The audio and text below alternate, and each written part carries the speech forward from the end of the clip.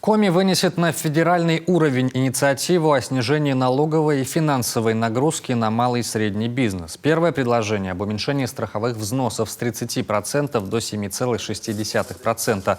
Делается это для поддержки предпринимателей, которые в последнее время не могут продолжать бизнес в нынешних экономических реалиях. Мы надеемся, что если такая инициатива пройдет на федеральном уровне, если произойдет внесение изменений в федеральное законодательство, то это существенно повысит привлекательность, инвестиционную привлекательность республики, повысит количество субъектов, которые желают развивать малое и среднее предпринимательство на территории. Это очень важно, потому что это влияет на качество жизни.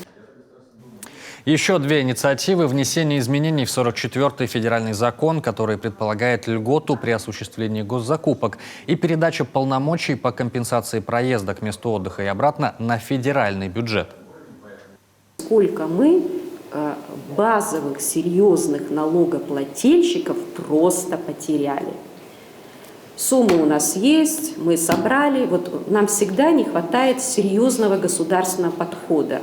Вот мы сегодня там экономим или сегодня отчитываемся, а завтра на последствия этой экономии в сотни раз за эти последствия переплачиваем. А за этим что стоит? Кто-то ушел в другой регион, можем, наверное, порадоваться. Основная часть, она разоряется, с ней разоряются наши семьи, с ней разоряются наши граждане, они получают доходов стабильного и так далее. Вот мне кажется, что нельзя так на сегодняшний день. Вот мы находимся в республике, у каждого свой функционал, но у нас у всех цель одна – это люди, живущие здесь.